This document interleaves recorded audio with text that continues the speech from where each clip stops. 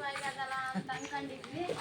ಇಲ್ಲಿ ಬಂದಾಗನೇ ಗೊತ್ತಾಗಿದ್ದು ಎಷ್ಟು ಚೆನ್ನಾಗದ ಈ ಊರು. ಸಣ್ಣ ಸಣ್ಣ ಜೋಪಡಿ ಮತ್ತು ಸಣ್ಣ ಸಣ್ಣ ಗುಡ್ಡ ಬೆಟ್ಟ ಎಲ್ಲ. ನಿಮ್ಮಂಥ ಹುಡುಗರು ನೋಡಿ ಫುಲ್ಲು ಖುಷಿ ಆಯಿತು. ಈ ಸ್ಕೂಲಿಗೆ ಬಂದಾಗಂತೂ ಫುಲ್ಲು ಖುಷಿ ಆಯ್ತು. ನಿಮ್ಮ ವೆಲ್ಕಮ್ ನೋಡಿ ಮತ್ತು ನೀವು ಹೇಳಿದ ರೀತಿ ಮತ್ತು ಅಲ್ಲೆಲ್ಲ ಹೇಳ್ಕೊಟ್ರಲ್ಲ, ನನ್ನ ಕುಟುಂಬ ಅದು ಎಲ್ಲ ಹೇಳ್ಕೊಟ್ರಲ್ಲ, ಅದ್ರದ್ದು ಫುಲ್ ಖುಷಿ ಆಯಿತು.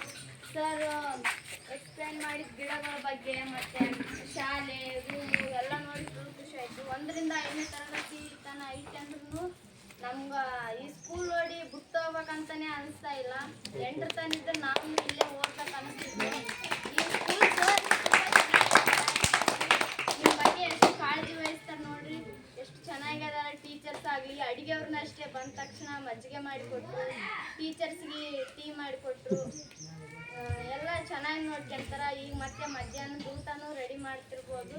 ಈ ಸ್ಕೂಲ್ ತುಂಬ ಚೆನ್ನಾಗಿದೆ. ಈ ಊರು ಗ್ರಾಮದವ್ರು ಮತ್ತು ಎಲ್ಲರೂ ಪ್ರೋತ್ಸಾಹ ಇರಲಾರ್ದು ಇಷ್ಟೆಲ್ಲ ಆಗಕ್ಕೆ ಸಾಧ್ಯನಿಲ್ಲ ಅಂತ ಅನ್ಕೊಂತೀನಿ. ಇಷ್ಟು ಹೇಳಿ ನನ್ನ ಮಾತುಗಳು